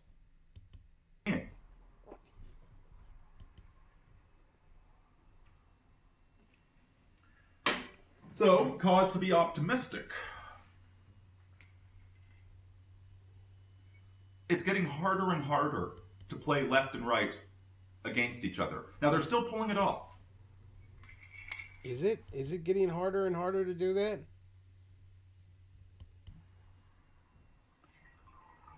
But it works less and less as time goes on.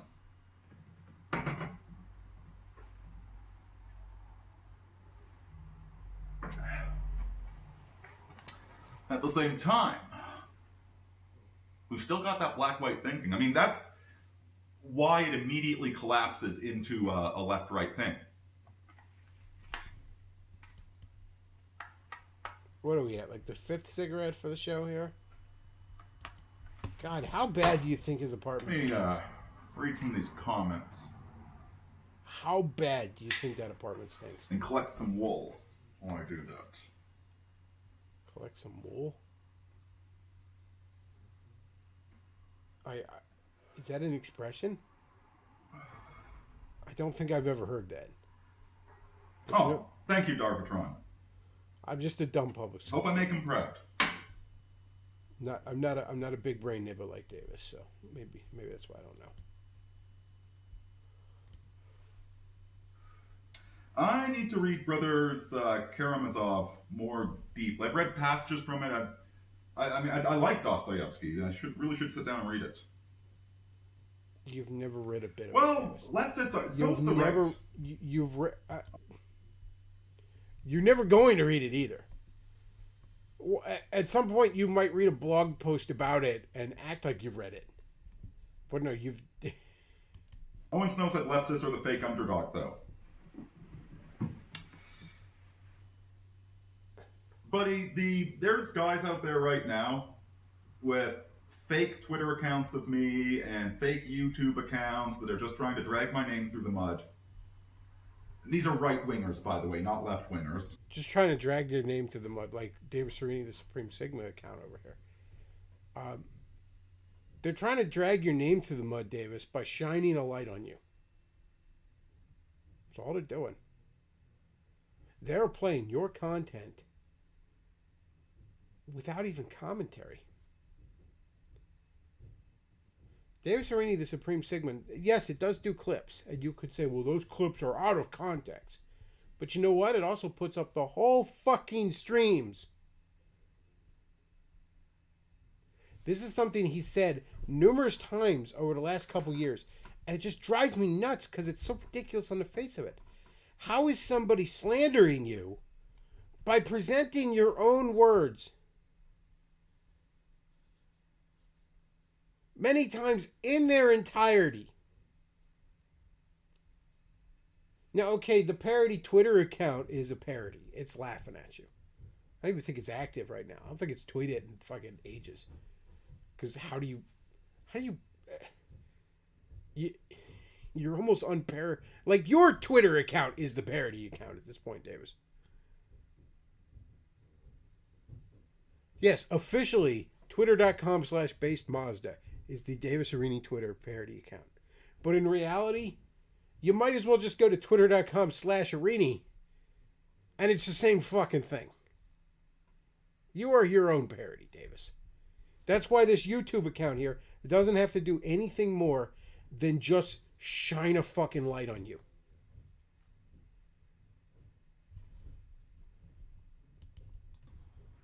And they think they're the underdog. And they're... I don't think I'm the underdog.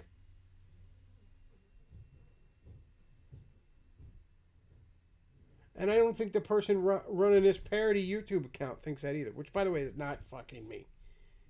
I'm not going to name that person. They basically name themselves, but I'm just... Snitches get stitches. I'm not going to name it. No, Davis. People aren't laughing at you and thinking they're the underdog. We don't think we're the fucking rebels. We're shooting the fucking torpedo in the Death Star or something. Okay, we're just laughing at you because you're fucking laughable. There's no grandiose fucking like mission here. It's just, hey, look at this retard.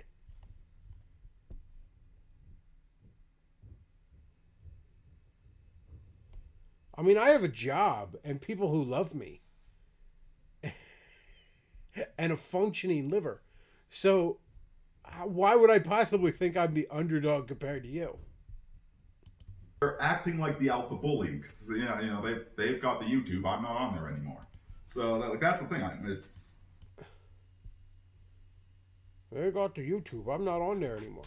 You don't want to be on there anymore, Davis. Pretty sure you fucking deleted your account.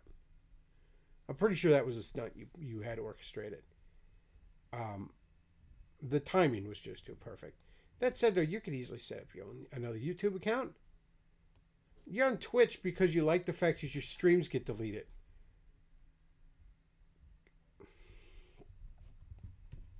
So nobody can throw your stupid words against you later. I'm honestly amazed this fucking Supreme Sigma account ain't been fucking copyright struck by him. The right-wingers are like it's the same thing going on. I mean, are any of us really underdogs in today's society? I mean, maybe a few of us are. Like, I know some guys that are in really bad circumstances, close to the Joker, But let's be frank, it's not me. I've got a sweet plague doctor mask. It's not you.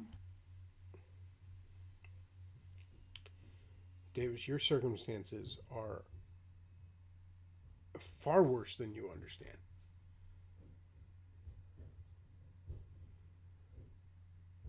I'm gonna be serious here for a moment. You are in trouble. You are in a lot of trouble, Davis.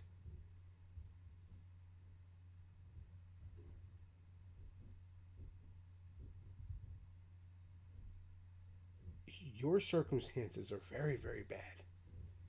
Now you're the architect of them. And more often than not, we all often are the architects of our own problems. Far more often than most of us are ever willing to admit. But your circumstances are very, very bad, Davis. And they're getting worse, damn near by the day.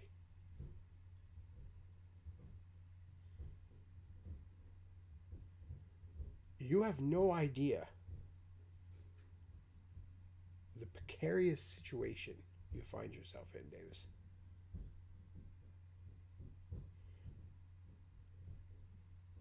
And if you don't right the ship, you're probably not going to see 50.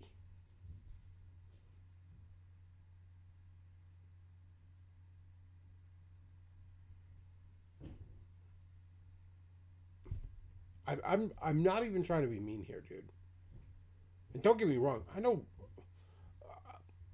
I know my life ain't all fucking rainbows and sunshines and fucking and happy fun time all the time. You know, I'm not where I want to be in life either. And I know I got problems. I know I got issues. That's the point. I know it. I at least am aware of my fucking issues.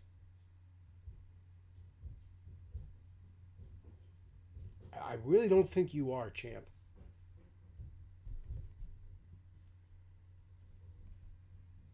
You're in trouble. You are sinking.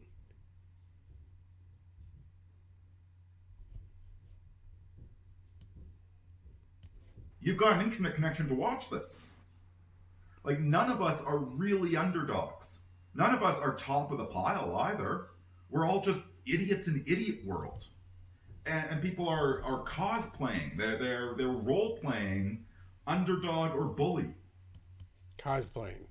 They're cosplaying, are they? Cosplaying.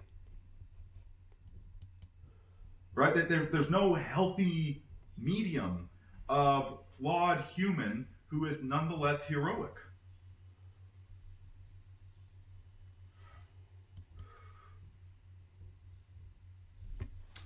King Richard the Lionheart. I don't know too much about him, but you know, there's possibly example of a great hero. Liberals were up to their Trump derangement syndrome even at the height of the plague panic. Man, that's one of the things that does get me about the left is the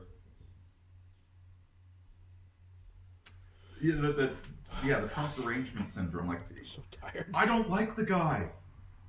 He's a douchebag. He thinks he's the son of Apollo. I think his brand is crass. I don't like the guy at all. But, you know, at least he's got a couple of masculine virtues. I admire that. And it's like they act like he's the end of the world.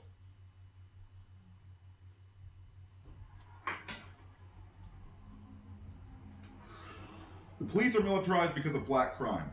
Well, and where does black crime come from? It comes from the welfare state, which comes from World War II, which comes from the breakdown of the family. Like, it's true. An important observation I read years ago is from a black guy. And he said, like, hey, white people, black community is just the canary in the coal mine. They're coming for you next. And there's that Fishtown is the example of that. Fishtown is a white community that is indistinguishable from a black community. Women make the money, women work, women get welfare, and the men are just transient. Oh, it's fucking Same thing. 2014 takes. Black's just the canary in the coal mine, guys. It's coming for us as well. Yes, we all said this like 6-7 years ago. Thank you, Davis. Yeah, and that's the next thing I'm going to be getting to. Oh, man, I'm tired.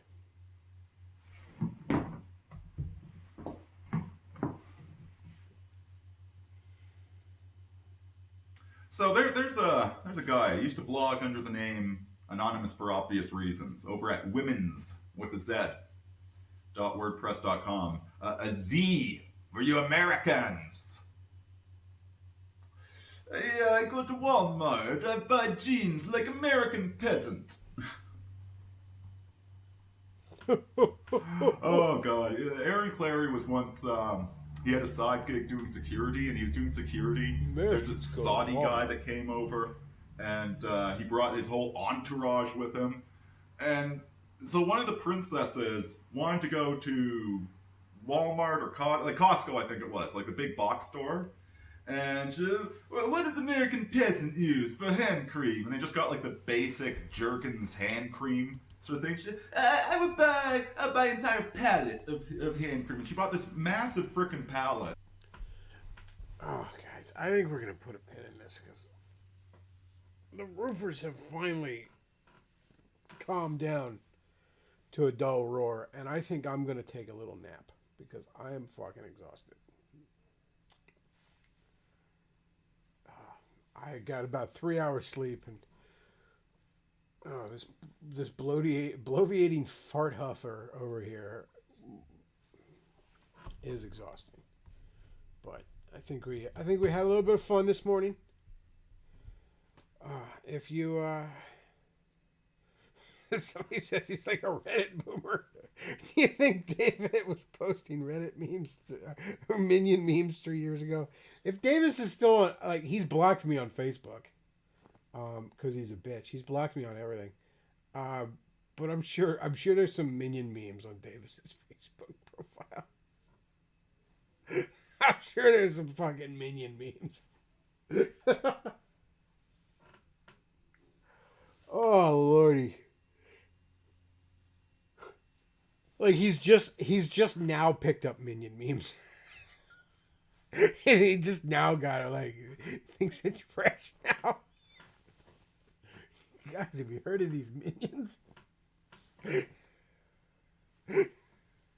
Oh god. Oh lordy. Well, yeah, I think we're gonna put a pin in this for now. Oh boy.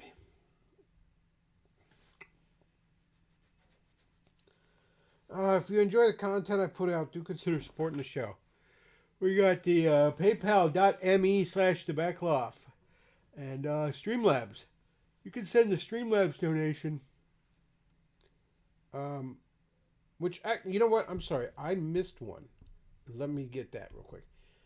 Mad Cat, super chat at $2. I'm sorry, I did not catch this earlier, but we will go ahead and address it real quick. Mad Cat super chat at $2 and said, "What is your reason for not liking Owen Benjamin?" Well, it would be because Owen Benjamin is a dangerously insane individual, who's also kind of a shithead. I mean, just recently, he is now trying to fleece his followers into giving him $2 million so he can buy a fucking compound in the middle of nowhere. Yeah, Owen Benjamin is a piece of shit. All right, and he's insane. He's demonstrably fucking insane. So I hope that answers your question. But thank you very much for the super chat, Mad Cat.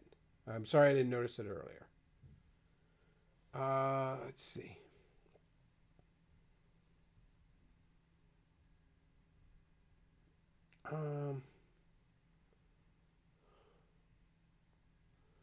So she says next week Davis will talk about OnlyFans, only to join the site 2 weeks later. Owen is going full cult. That's correct. Owen is going full cult. Again, though, apologies, Mad Cat. I'm sorry I didn't catch that sooner. I don't,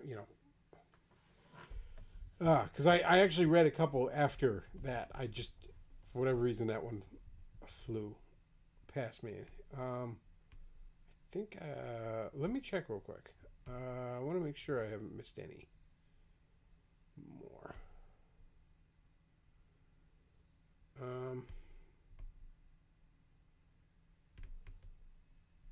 Yeah, I think we're good. All right.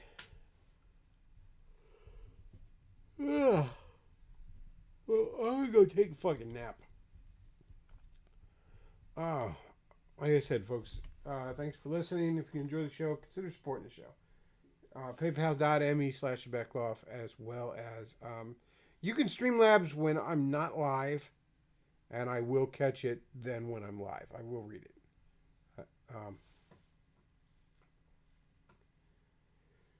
Oh, fuck. All right. That's it for this morning. Bechtloff out.